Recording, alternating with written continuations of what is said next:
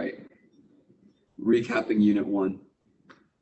Here's our list of topics. We're going to talk about printing, variables and data, math, shortcuts, user input, and casting in the ranges of variables with some subtopics for each one. So first, let's talk about printing. We use the system.out.print and system.out.println functions to display our program's output to the console. The difference between the two is that print will not force the next output to be on the next line, where println will. Println will not affect the beginning of the line, it affects the end of the line. So the next thing that happens will be on the next line. We discussed string literals in the printing section. So a literal is a value that we as the programmer type into our program. A string literal is, like you might guess, a string that we as the programmer type into our program. Strings are a sequence of 0 or more characters enclosed between double quotes. And characters are anything we can type in on our keyboard, as well as these 4 escape characters, which can be added to a string literal to perform these 4 special functions. If I want to add a new line, add a tab, add a quotation mark, or a backslash, I can do that with those 4 escape characters inside of a string. All right, any review of printing clarifications needed? Cool. All right, our 5, I can count 5 different variable data types. We have int, double, string, char, and boolean. We have our 2 numeric types. We have our 2 wordy types, and we have our true-false type. We have some example values, and our primitive versus reference different types. So I'll talk about primitive and reference again after. We have our 3 vocabulary words from making variables. Define is the word for creating a variable, and we define a variable by giving it a type and a name. Assigning is when we give a value to a variable. We need the variable's name, an equal sign, and the value we want to give that variable. And initialize is the word for assigning a value to a variable for the first time. And this can be done either on the same line as we declared our, and this is the wrong word, it should be declare. I'm sorry. I was tired when I wrote this. So we are declaring, we can initialize on the same line as our declaration or later in the program. Some naming rules for variables. The first character must be an underscore, $, or a letter. The rest of your characters can only be letters, numbers, or underscores. And your name should be in lower camel case. Rules 1 and 2 are required by Java. Those are pre-programmed in, while rule 3 is a standard of programmers that makes your code more readable. We have our difference between primitive and reference. Primitive data is the basic building block of programming languages. They store primitive values in binary, so the memory location associated with a primitive variable will store the actual data. And when I overwrite a primitive variable, the actual value is completely overwritten. Nothing else happens. Reference type variables are built by programmers using primitive variables. They store the memory address of the data. So if I think about my 2 different types, let's say I have my variable x, which stores an integer. So my x is going to store the number 7. if I have a reference type, I have my variable y, which is looking at some box, and the contents of this box are saying, hey, look over here at this other block of memory to actually find the data for this variable. So instead of having a string value within this box, we have the memory address where all of the information for our string is going to be located.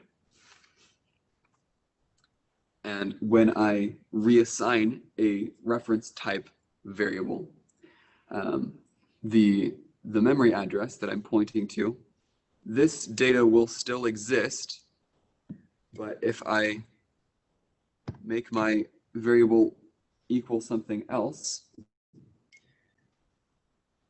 I'm going to look at a different memory location, and this one is going to keep existing until Java automatically clears that memory up.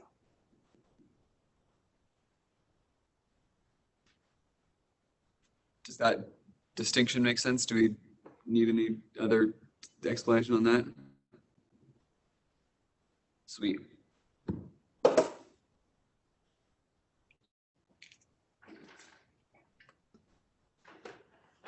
Talking about math, these are our 5 mathematical operators. We have plus, minus, times, and divide. We use asterisk for multiplication, / for division. We use the percent sign for modulus, finding the remainder. We use the order of operations just like we would in math. When you operate on 2 values of different types, if you use an int and a double will be produced. If you use 2 values of the same type, whether it's int or double, you will get a value of the same type. So if you try to divide an int by an int, you will lose any decimal places that are produced because you will save an integer value.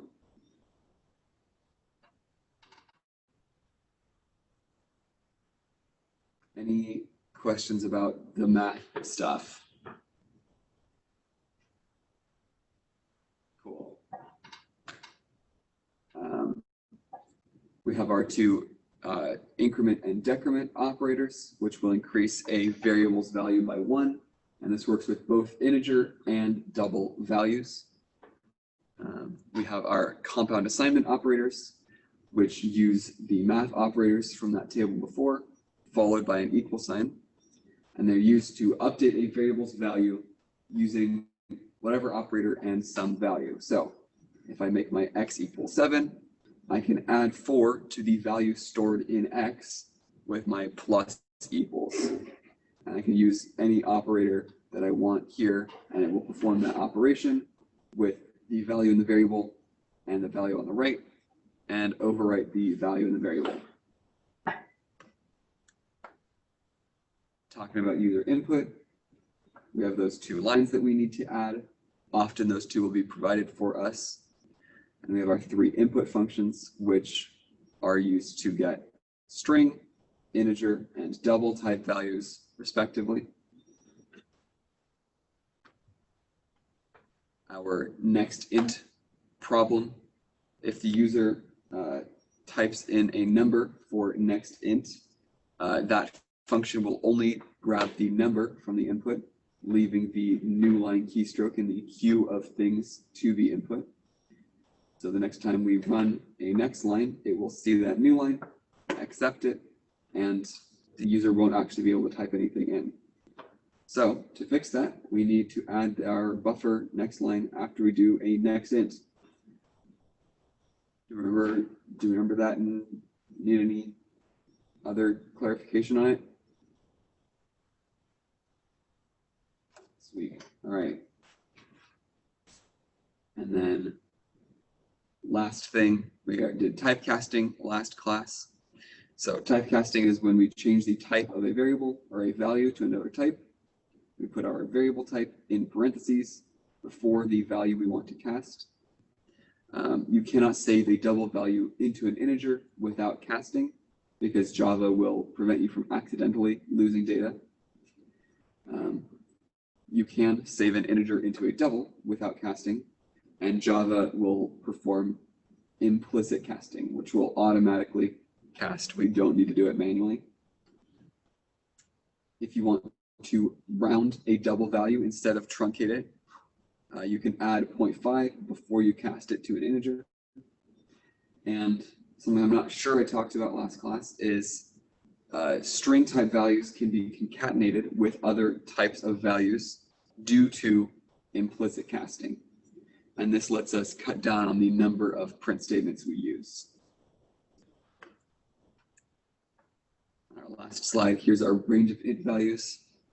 Since we use 32 bits of computer memory, and each bit can hold 2 values, the total number of combinations is over 4 billion. Half the numbers are positive, half the numbers are negative, so our total range is what you see here.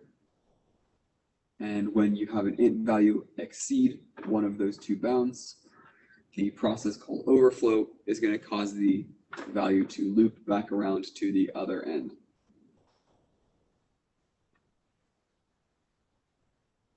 Brief overview of Unit 1, everything we've learned about. Any questions on anything that I didn't overview, anything that doesn't make sense still?